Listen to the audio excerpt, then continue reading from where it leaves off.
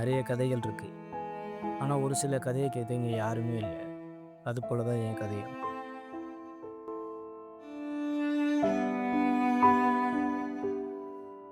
அதனால தான் என் கதையை காற்றுக்கிட்டே சொல்லிட்டு இருக்கேன்.